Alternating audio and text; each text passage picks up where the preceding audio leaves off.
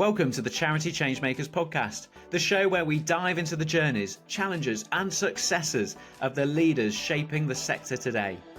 Each episode I'll be sitting down with the senior charity leaders to hear their stories, uncover their insights and explore what it really takes to drive change today. And if you enjoy the podcast, I'd really appreciate it if you could subscribe, like and share to help us reach as many people as possible and showcase the incredible charities that are coming on the show.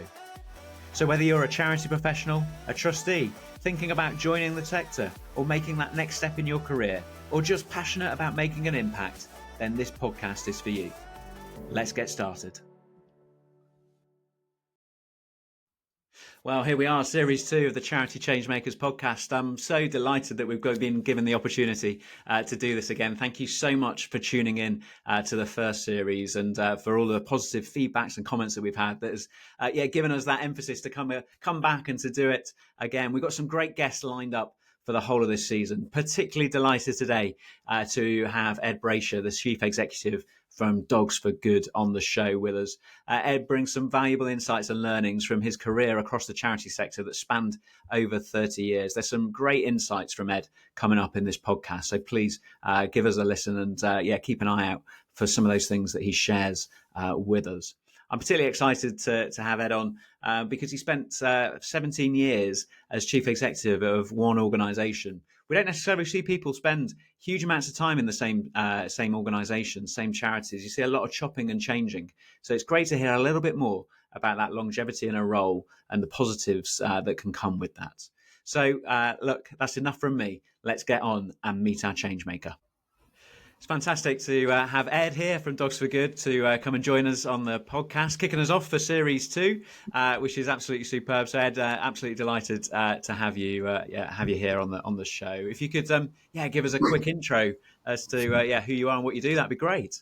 Yeah, thanks, Adam. Well, it's great to be here and excited to be kicking off Series 2. Yeah, I'm Ed Bracher. I'm the Chief Executive here at Dogs for Good. I've been here a couple of years. We're an organisation that connects people with a variety of challenges up with dogs in order to enable them to live a happier, healthier and more fulfilled life.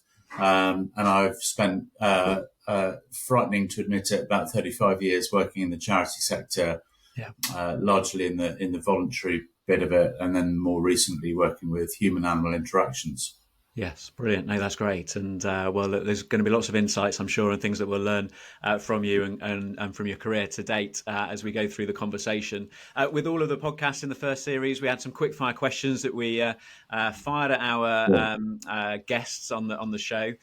This year, we've done something slightly different. Although we've still got quick fire questions, we've gone out and asked listeners for what questions they thought we should be asking people. So I've got these jotted down. I've obviously sent them ahead to you a little bit of a time slot. Too much on the spot. But the first one is, what are you listening to or reading at the moment? So I'm a bit obsessed about the Americast podcast. So obviously, because this one hasn't been on air for a while, Adam. But following the American election and all the fun and games that's led to. So that's my listen of choice most days, and I'm reading. Actually, Any Human Heart by William Boyd, which has been on my reading list for a long time. Finally got around to it. Great book. Yeah, brilliant. Okay. Oh, well, I'll have to look up the podcast. Is it? It's presumably still going post elections and I think they've decided there's plenty to keep talking about. So it's a good solid BBC daily update of what's happening in America. Yeah. Okay. So, like you say, going to be your second favourite podcast after this one, clearly, in a couple of weeks' time. So, appreciate that, Ed.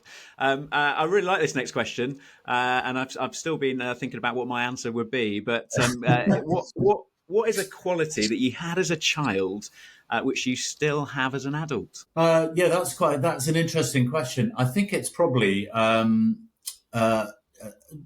Some would say an overdeveloped sense of optimism. So I'm a kind of believer in, if you keep working through things, sort of things will work out in the end. So stay optimistic and keep going, and things will work out. So it's probably that overly developed sense of optimism. Yes. Yeah. Okay. Great. I think we might delve into that a little bit later on. Right. We might come back to that one.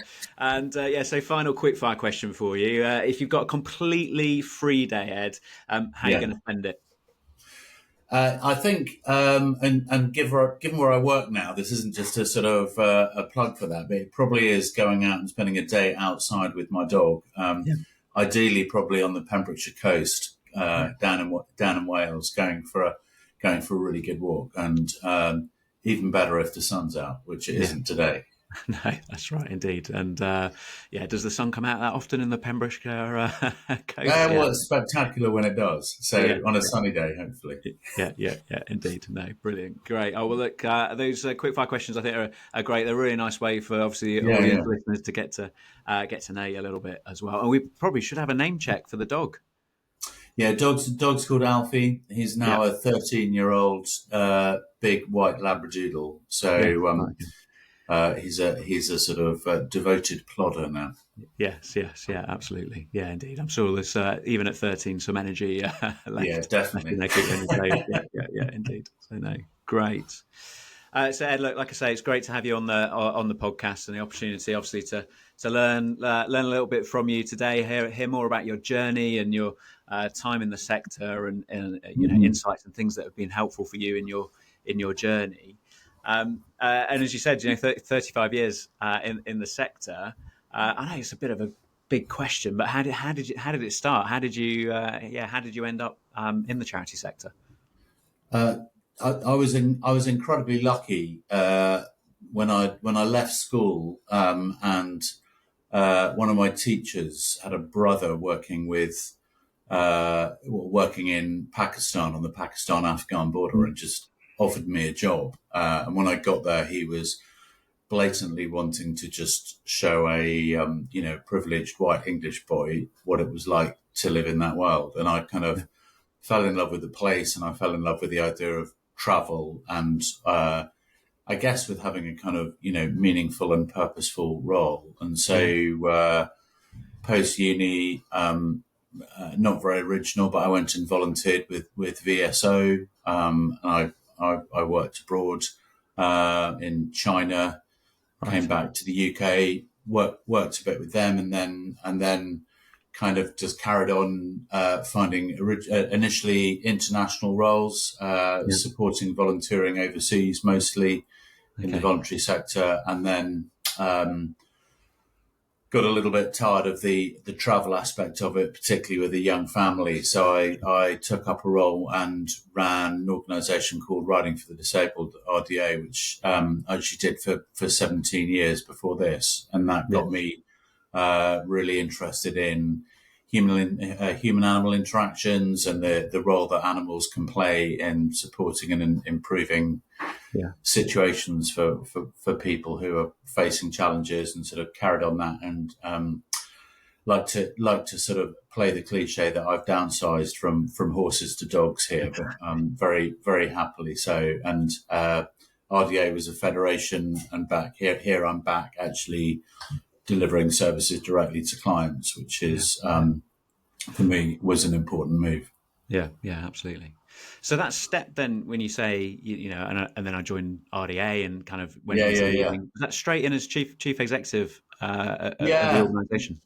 Yeah, so I had previously to that, I'd worked for a small international youth volunteering organisation. So we organised gap years, and a third of the places were supported placements, and I was the sounds very very impressive now.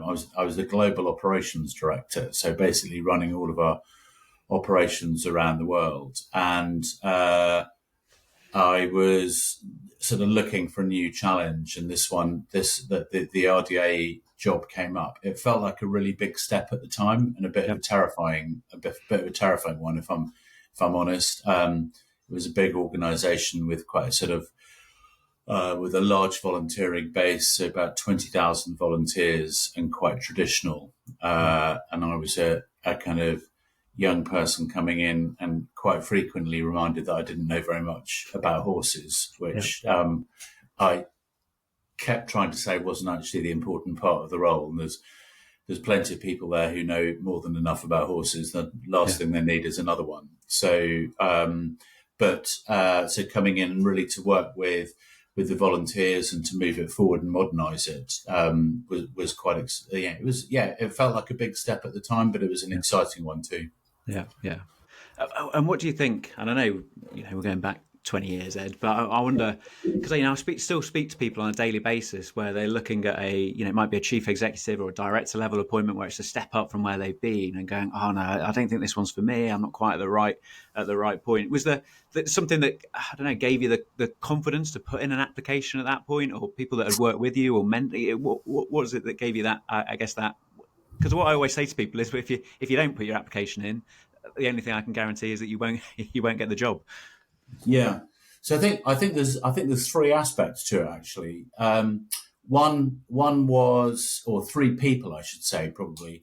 One was my boss at the time, and my previous chief executive had retired, and we got a new guy in who was a fantastic person.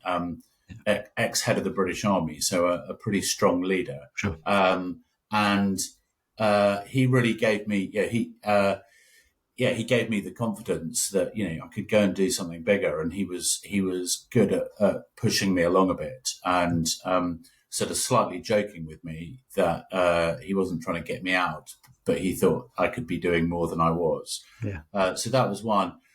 Secondly, actually, was just working with and it's pertinent for this, but working with a really good recruitment agent, and felt like I was getting really honest feedback, and felt like he was able to provide me with feedback about where my strengths were and perhaps where my areas of development are, and things that I need to think about. And thirdly, an important part of that actually was getting a coach, and I've worked with a personal coach now ever since I took that on, and having someone in the background just to support me, provide a safe space to go and go, I don't know what the hell's happening here, what I should be doing, and actually have someone I could talk that through with was really important. So I think those three things kind of all joined together to make what felt like quite a significant step up, more manageable. Yes, yeah, absolutely. And that coaching aspect I'm really fascinated by, because again, actually, it was a bit of a common theme that came out through series one of the podcast. Is that the same person that you've worked with over 20 years, or has it changed in cycles, different people that have come and gone, or different times, different needs? No, it's changed. It's changed. And I remember, so that guy I was working with 20 years ago, and I remember when we started doing it, one of my early questions was like, how do I know, how does this finish? Are we now doing this forever?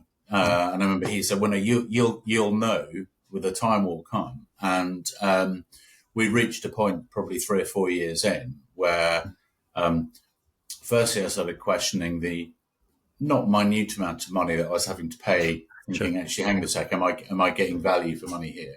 And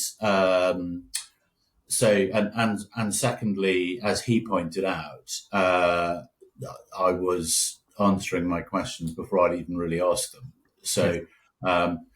So I dropped it for a bit and then came back. And then since then, I've had 2 or 3 different coaches for various reasons. But I find it really helpful.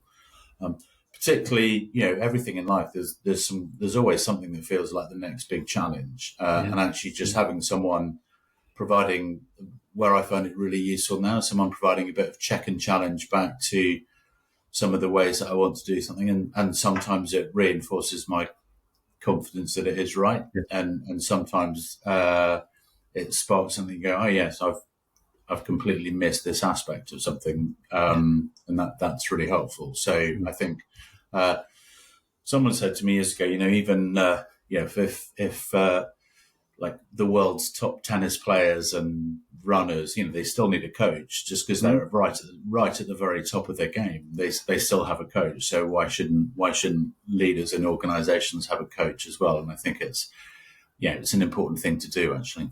Yeah, absolutely. Yeah, indeed. And like I say, you see that, and people, adapting and changing, don't you? I mean, is it Andy Murray at the moment that's working with Djokovic? You think actually, Yes. go back 2 years, and they were, competitors, weren't they, on the, on Yeah. the tennis Yeah. court? But Yeah. now, yeah, Yeah. and I guess just things in there, slight tweaks, insights that people that can bring. I think also, as I reflect on that, I think someone said to me only a few weeks ago, and it wasn't quite in a coaching relationship, but they were bringing in a consultant to do some work for them in their organisation, and they said, to a degree, we kind of already know. I mean, I think the consultant will probably bring out some new things in the process that they go through as they think about a strategy change. But I think they're also saying, well, actually, sometimes you pay a consultant to tell you what you know, just to Yeah. help bring some of that reassurance. Because this person had been through 20 years in a chief executive role as well, similar to yourself. But I think they needed that reassurance of, we need to bounce ideas, but we also need to help take the organisation on that journey. I think creating those spaces in your time in your diary, even when you've got a few decades of experience, is still really vital and important, right?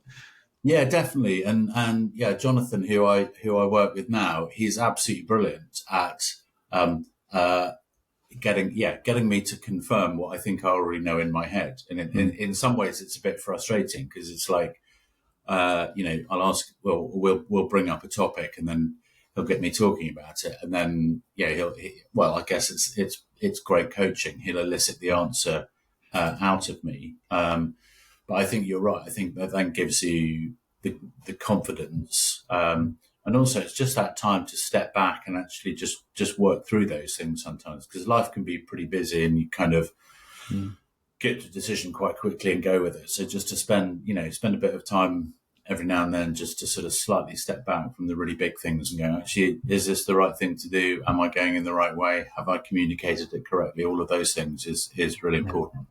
Yeah. One of the reasons I wanted to ask you on the show, Ed, was that the time that you were at RDA was what, 17, 18 years, is that right? Yeah, 17 years. Yeah, 17 yeah. years, yeah. And I think one of my reflections, having worked in the sector or supported the sector now for coming up 20 years, I guess my reflection is that you see a lot of people maybe spend 5, 6, 7 years in senior leadership roles within the charity sector, and they sort of go through one strategy cycle. And I hear it all the time now that I'm working on the recruitment side and talking to candidates on a daily basis. Is I haven't got the energy to go through that again here. Yeah. I'll happily move on and go do it somewhere else and do it again.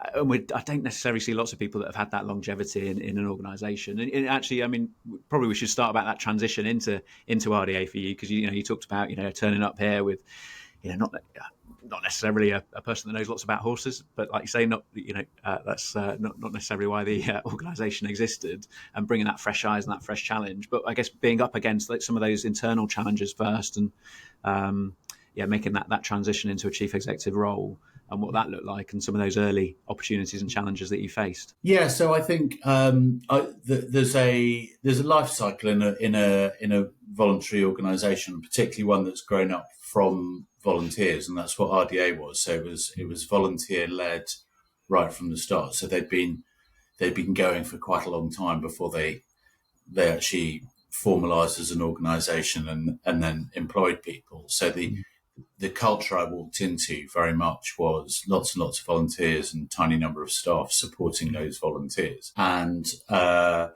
predecessor had been a brilliant administrator, but perhaps not the greatest person at always engaging with the network. So that was a big job, and I think there was a lot of change, a lot of modernising that was needed, and I think the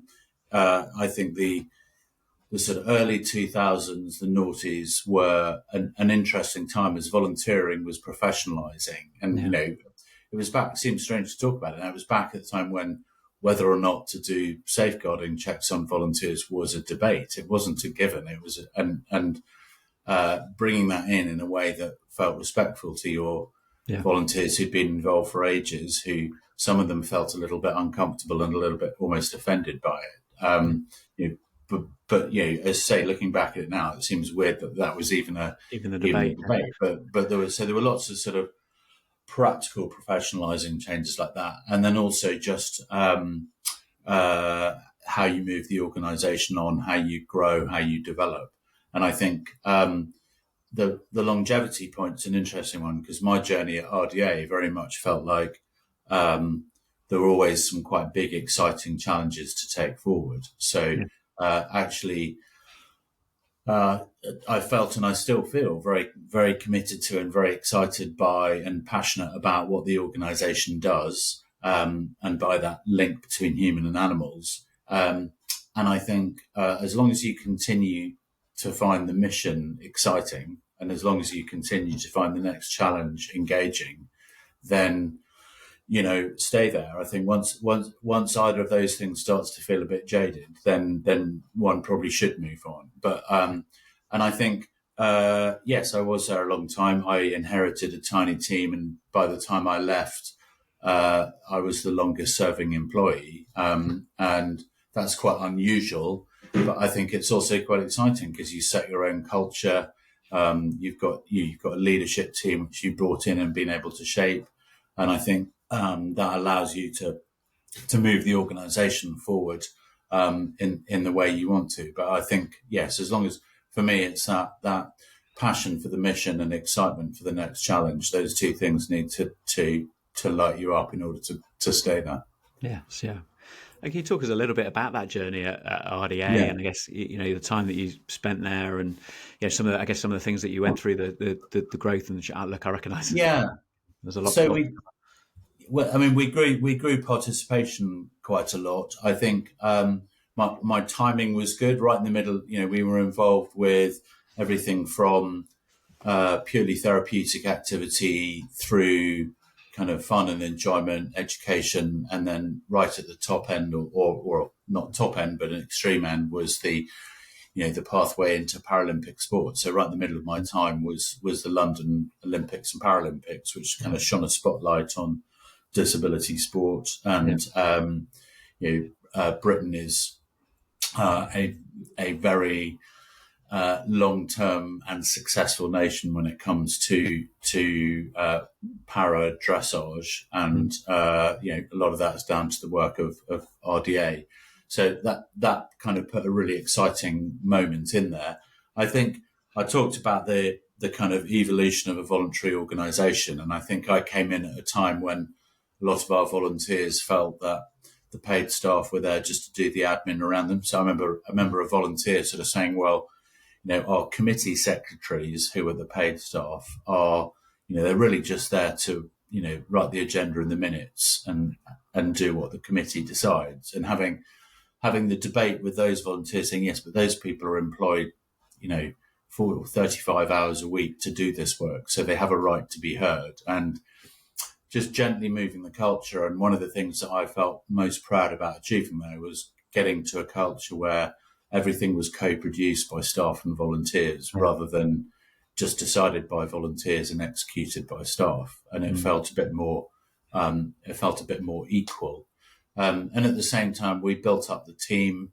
That in itself had its own tensions, as I get it. As volunteers see head office getting bigger and bigger, they're kind of wondering why that happens. And there's the sort of semi jokey response about, well, what are the things that we're doing that you want us to stop doing, and we'll get rid of those people. And that was always, there wasn't a lot. And I think so building up the profile and building up the income, that requires more people to do that work. And I think we made a big point of engaging ourselves with the equestrian community in the UK, and that became a big part of what my work was involved in. And I think over that period, the equestrian world got to understand better if you like, this sounds a bit pompous, the sort of social relevance of horses. They're not just things we use to compete with, or things we go out and have a nice time in the countryside on. Actually, they're beings that actually provide some real value and relevance. And so, trying to move that whole debate forward the whole time, I think is important. And then there were some practical things. We moved from a not particularly nice little tiny office on a big showground in Warwickshire, and we bought a farm and built our own national centre, and that was a big exciting project. So we went through a big capital project, which was a really exciting thing to do, and was another thing. That was another reason I stayed as long as I did, because it actually took me from the very first contact we had with the person we bought the farm off to actually opening the thing took 12 years. It took quite a long time to persuade her to sell it to us, and then inevitably time to raise the money and get it up and running. But kind of wanting to see that through and wanting to get that place open felt like quite an exciting and a big challenge. And do you think that was that childlike optimism quality that helped get that persistence to keep going? Yeah, I think so. And I think if you're not, I said to someone the other day, actually, if you're not an optimist, then what are you doing running a charity? Because there's if you look at the downside of this role, there's plenty of things that could go wrong, and we all start the year with quite a big uphill struggle in terms of fundraising, and that feels like it's getting harder. But you kind of you've got to have the belief backed up by the plans and the people and the actions and everything else that things are going to work out for you. And we're in charities involved with animals, we tend to do really well from legacies and amazing people who leave us amazing gifts, but there's not a huge amount we can do to influence that, or at least not that we're allowed to do to influence that. So there has to be a sense of optimism that's going to work out. So I think that's true, and I think probably alongside that, there's also a not being too pig-headed and minding when you realise actually that something's run its course and it's not going to work. And sometimes just deciding to drop something or stop something is also quite important, and not worrying too much about that and moving on. Yeah.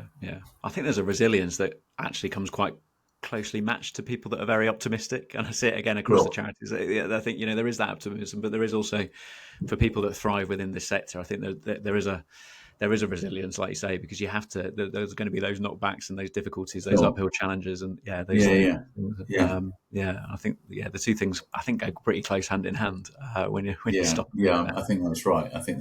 Yeah, and just I think that resilience to kind of keep going, or to not to pivot, but to slightly move sideways and to try a different way, and keep believing that it's worth it. And I think at the end of the day, I mean, we used to joke at RDA that you just have to find the person who likes horses. And actually, when we had the chance to explain to people exactly what we were doing and why it was important and what the impact is, it was very exciting and very engaging. And so it's just we all know that not everybody you speak to is going to be excited by your mission and your vision, but when you find the people who are, then it's really exciting. So yes, you just have to be resilient when people say no and keep going. Yes, yeah, absolutely. And I find that really fascinating in organisations like RDA, and obviously Dogs for Good, where you work now, and obviously we did quite a bit with the Assistance Dog World. We're working with organisations like Guide Dogs, Canine Partners, Pets as Therapy, a whole range of organisations that we've worked with. And you've sort of mentioned there, I guess, animals within obviously you're talking about the charities that you've worked with most recently. But it's always that fine lines in between. Of course, you're working with animals, but you're there. The animals are there to support individuals and beneficiaries, and how you pitch yourself. Because quite often, people talk, "Oh, they're a great animal charity," and I go, "Well, they're not really an animal charity." How in my mind, because it's supporting the beneficiary. How do you kind of describe organisations like Dogs for Good in that sense? Yeah, I think it's really good. So we almost want to have a foot in both camps. So next week we've got a stand at Crufts. So we consider ourselves here to be inhabitants of the sort of dog ecosystem in the UK. But that said, absolutely, we've done a lot of work in the last year or so around our theory of change. and our brand and how we talk about and describe what we do. And actually, I guess the easy brackets possibly lazy thing for people here to do is to say dogs for good trains dogs too, blah blah blah, and that is true. We do train dogs, but that's the method rather than the outcome. So we're trying to shift that around to say, we for example, we reduce the stress on the NHS and other public services by training dogs to support people in specific ways. So just try. It's a small change, but it's quite a significant change, and there's a huge amount of work that goes behind it to get the confidence to say those kinds of things. But we know that that's the case. So I think what I'm very conscious of what attracts loads of people to work for this organisation is the fact that we have dogs around. Most days I'm sharing this room with a dog, and that's a great thing. Sadly, not today, but and they're wonderful and amazing animals. But actually, the really exciting stuff is looking at and learning and all those stories and bits of feedback we get about what difference those dogs are making into people's lives. So people who can go out and get a job for the first time because we've placed a dog with them and things like that. So trying to focus a bit more on that, I think is really important. Another reflection I had last year actually is also just we're doing some really exciting work with CAMS, Child and Adult Mental Health Services, and the pilot project we've got going with that, and the clinical lead that we're working with, and just listening her to describe back our services in her language and with her vocab and almost medicalizing it. Was really interesting, exciting. It made me think, we need to be getting away from the language that we use around dogs and moving into the language that people like her use about people. So, I think, our heritage and the core of our work is around dogs, but our outcome and our reason for being here is about people. Absolutely. I'd like to say it's a bit of both. Yeah, indeed, and treading that line, because I know when I was a fundraising director for a seafaring organisation, we so many times we said, "Oh God, if only we could put a cute puppy on the fundraising material or something like that." So again, we always had that kind of tension. But like you say, it's not just about it. Clearly, it's about the impact, the outcomes that these incredible animals are can have. I know when we first did some work for Dogs for Good, and I'll show my kids some of the stories, some of the things that some of these incredible animals are trained to do, having come up to the site and spent a bit of time there, and then we see our puppy just running around hiding shoes in our house and not being the opposite of helpful. They were just incredibly amazed at what you could train a dog to do. Yeah, but even those, and I'm one to talk. My Alfie, my dog, is far from well trained, but actually, just the social connections and things you get. You'll know if you go for a walk with a dog, people will very often pass the time of day. So if you're disconnected from society by, say, dementia, suddenly having a dog there is an incredibly powerful way of connecting with other people. So, kind of like to think we curate those environments where that kind of good stuff happens. It's not necessarily always just about the thing the dog's doing. Yes, yeah, absolutely. So that transition then from RDA to Dogs for Good, obviously, 2-3 years ago now. How did that come about? Did it got to the stage? I know you said earlier about you get a point where you kind of know that actually changes the right time. What was it at that point? After 17 years at RDA, that kind of was like, I think I'm ready for a new challenge. So I think. I mentioned our national centre, and actually we opened our national centre in 2019, and that was the point where I thought, right, now's the time for a new challenge. And then, of course, COVID hit, and it felt, and also we were going through a sort of quite fundamental change on our board. So seeing embedding new chair and things like that, and COVID kind of took me a bit longer. And I think yeah, definitely that the process of getting our national centre up and running, plus the sort of exciting but perhaps slightly more challenging time of COVID kind of just made me feel actually, yeah, it's time to do something a bit different. And actually, I'd known about Dogs for Good for a while, and when I heard that Peter, my predecessor, was retiring, it felt like a good and interesting move. And it's kind of so it's in. I would say it's in the same field, and it's really interesting. My old colleagues are like, oh, you've left the horses and gone to dogs, and it's like, well, no, there's quite a strong dotted line between the two organisations in terms of what we're doing. So yeah, it felt like a good and interesting challenge. I think for me personally, I live in the Midlands. There aren't that many charities based around here, so my office is 20 minutes from home, which felt like there's practical opportunity as well, which just felt everything coming together at the right time. So it felt like the right move. Yeah, absolutely. And how does that that transition coming into leading Dogs for Good? Because I guess I'm also, as you mentioned Peter there, Peter, his tenure was long as well, right? 30 odd years. Yeah. Okay, I was going to say 20 plus. Okay, yeah, so 30 years. And like I said, I don't give any people any pre-warning, so Ed put me slightly on the spot on questions I'm going to ask because they just come to me as we're going. But coming into an organisation that's had someone there that's been a long time, and I guess whoever came and followed you in an RDA, I guess there's like you say, you've been building a culture over time and a way of working, and I guess there's a comfort level as well that people have within that stability of the same leader and the same person at the top. Have there been challenges with that in making that transition? Yeah, definitely. And I think one of the we had at RGA, we've got it here. People hang around for a long time.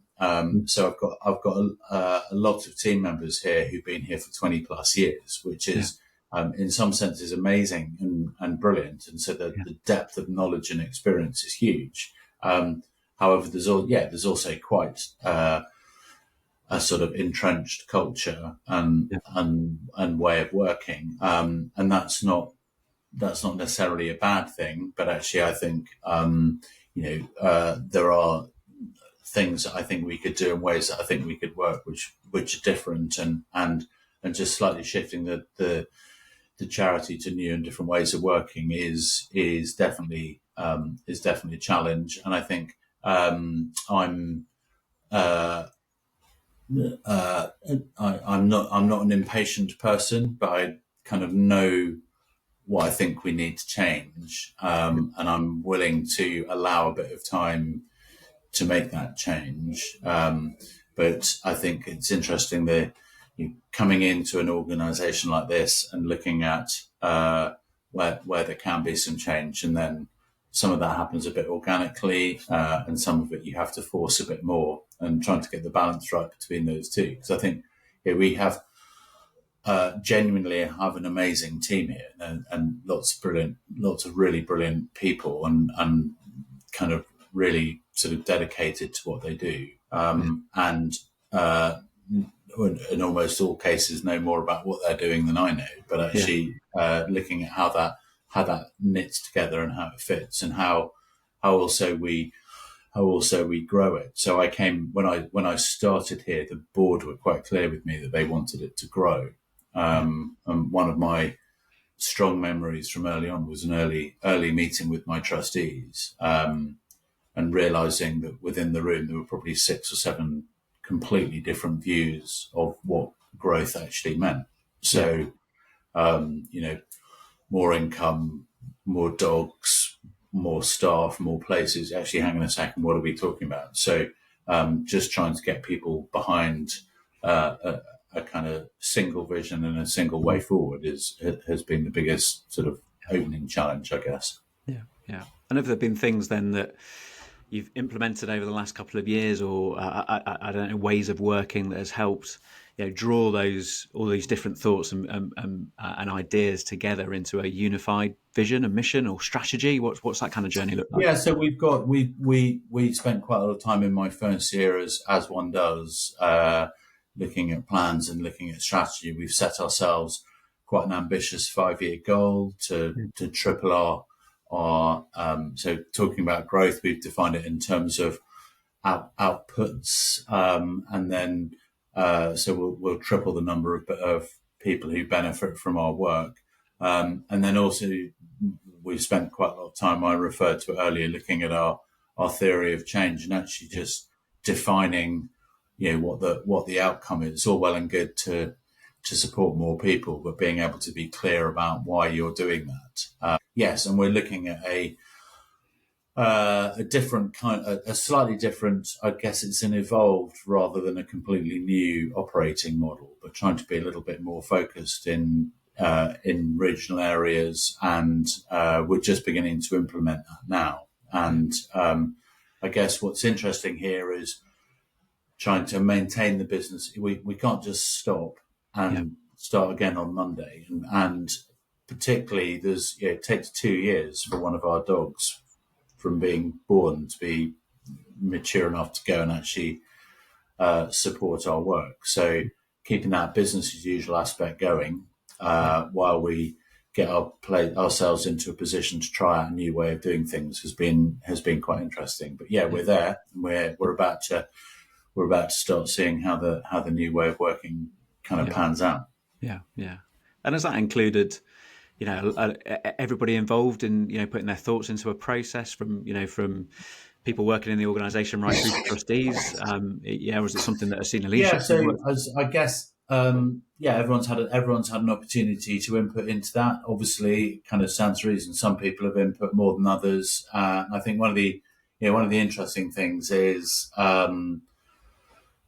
giving people that opportunity, but recognising actually that some people want to contribute more than others, and that's okay. And someone said to me a while ago, actually they're not terribly interested in the whole process of putting strategy together. They're more interested in actually just getting on and delivering the work that we deliver. And then we had an interesting conversation. It's like, well, if I'm asking to change the way that we're working because we've got a new strategy, and her view is, well, that's fine. Just tell me why we're doing it like that and why you've come to that. But there was a sort of undertone of not quite, I just want to be told what to do and then I'll get on with it. But actually, I'm here because I like my bit of the job, and I'm not a particularly strategic person, and I think that's fine. And there's, that's so. In a funny way, it was quite a positive conversation, just to remind myself that not everybody gets excited about strategy and governance. Yes, yeah, absolutely. But when they can see the impact that it's having on their area, then then absolutely that lights the fire under people, doesn't it? I guess it's always with these cycles. It's about how you bring a range of people from volunteers to your chair of trustees on the journey, right? I think that's absolutely. And I think looking back with retrospect, I've spent a lot of my career working with organisations with a lot more volunteers than we have, and we have about 650 volunteers here, and they're amazing and deeply involved. And we put quite a lot of effort into engaging and working with those volunteers in my first time here. Probably, if I'm honest, a bit. We did that at the exclusion of some of the other team members, or not at the exclusion of. We could or should have done a bit more, but actually, just getting that balance right. And one of our plans going forward is to make more use of volunteers, so to be able to increase our capacity by having more volunteers involved. And there was some good learning and feedback for me there that in an organisation like this hasn't been deeply embedded with volunteers in the same way as RDA. Once someone like me comes in and starts talking about that, some of my colleagues, they heard in their head that we're going to start replacing roles with volunteers, which is absolutely not the case. We're going to be working with volunteers to create additional capacity, which is a different point. So, just making sure that those check-in points are working is important. Yeah. I should give you the opportunity to say something and tell us a little bit more about Dogs for Good, the work that you do, exciting things that are going on, and I guess opportunities, ways in which people that are listening can either find out more or support and help. Yeah.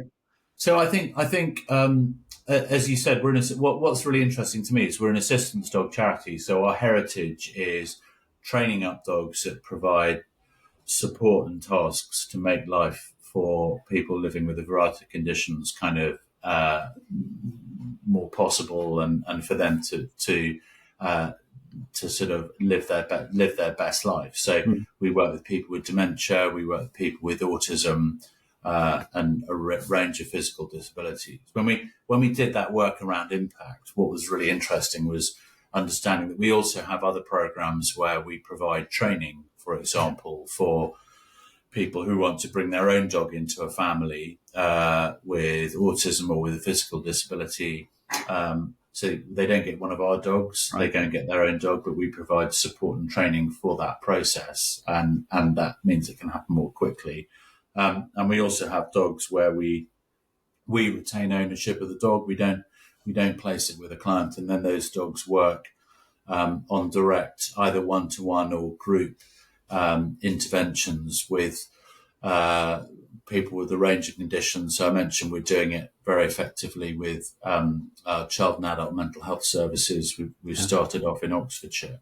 And actually the impact of those is absolutely enormous and really scalable. So when you look at actually the number of people we work with, about 20 to 25% have an assistance dog, and about 80% are people we're providing different services into. And I think what we're seeing there is the power of connecting dogs into services to make them more powerful. So, for example, that CAMS work, we're working alongside the educational psychologists and the medical team in a mental health residential centre, and actually that delivers massive improvements to the outcomes for those young people through targeted activities and activities that are really supporting improving their mental health. And actually what's interesting to me as well, and it was the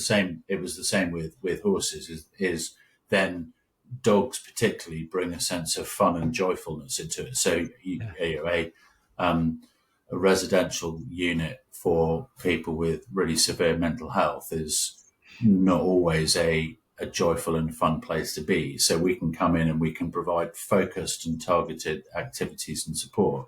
But when actually we delve deep down into that, one of the things those young people are doing with our staff and their staff is, teaching a Labrador to skateboard, which is just inherently funny and hopefully we think bringing a bit of joy into it as well. And I think charity sector sometimes can, I think, be a little bit overly earnest and underplay the value of just bringing a bit of fun into life. And I think when you look at a lot of the stories we hear and the outcomes we hear from what our dogs are achieving, one of my obsessions at the moment is all the incidental benefit that isn't actually anything that we've specifically intended to happen. And I come back to this idea of where we sort of curate an environment where good things happen.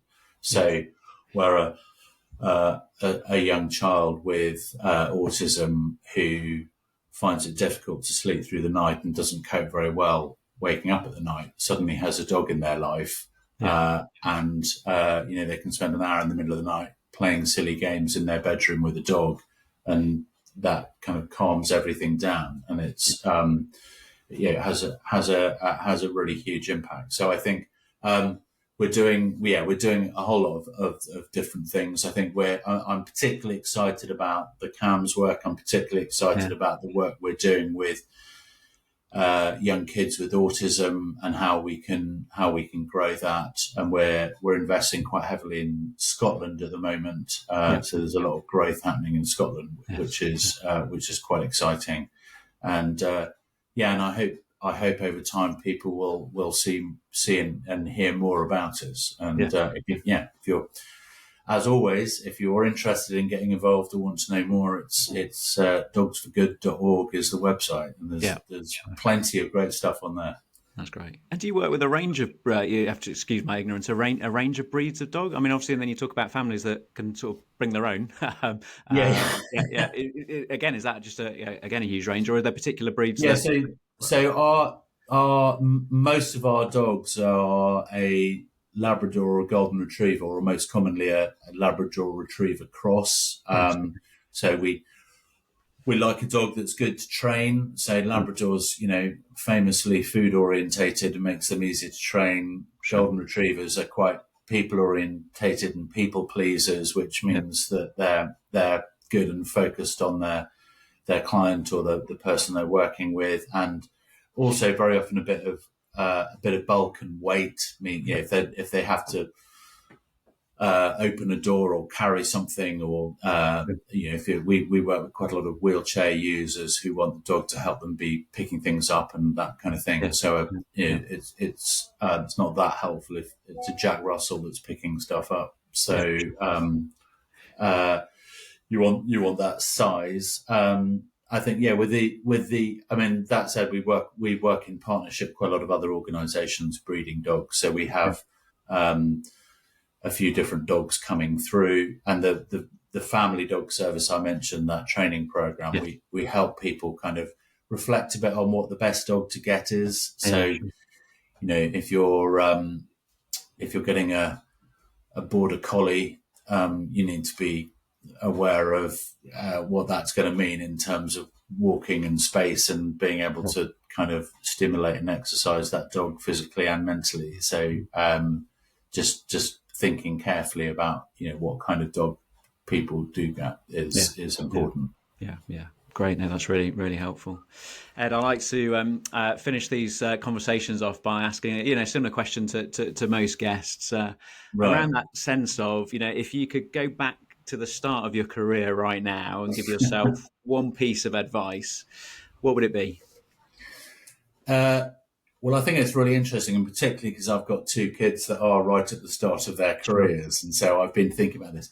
I think it's probably don't worry too much about your career path. I think I have this very strong view that if you do what excites you, and if you carry on focusing on your strengths and being aware of the areas that you're not so strong at, kind of the right kind of career will find you, and keep moving forward. And I guess back to that point about longevity as well. It's like I found there was a really interesting moment at RDA when I'd been there for 10 years, and like 10 years is this magic number, and like you got lots of people going, "Oh my God, you've been here for 10 years," or "That's amazing, you've been here for 10 years." And it's like it's only a random number, but it's like don't get too fixated on what other people are telling you ought to be doing, and just carry on doing kind of what excites you and what you're good at, and your career will work out. And I've been lucky enough to do some really exciting and different and varied things, and I've loved and still love every minute of it. Yeah, which is brilliant. And I think quite often we do, people just don't recognise that the charity sector has that to give. The opportunities that, of course, there's always challenges like any sector, but the opportunities that it gives, we didn't go into it in huge amounts, but, from international travel to working with some, incredible volunteers to, working alongside dedicated, you talked about members of staff that have been in organisations 20 plus years that are just, so dedicated to the vision and the mission, and being alongside people like that is just, inspiring, isn't it? So it's absolutely.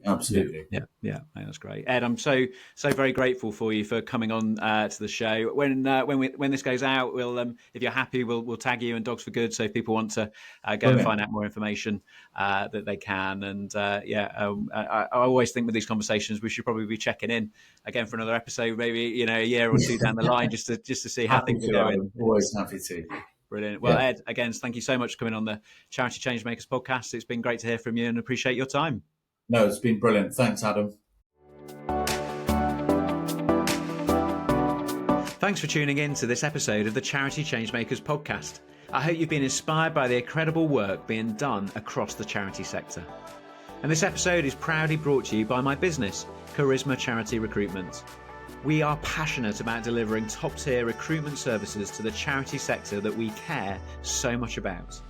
If your organisation is looking for expert support, then we'd love to help. Please do get in touch today. If you've enjoyed today's conversation, please leave a review and don't forget to subscribe, like and share, because it helps us reach more people and showcase the amazing charities that come on the show. And for more episodes, please visit our website, charismarecruitment.co.uk. So until next time, keep change making.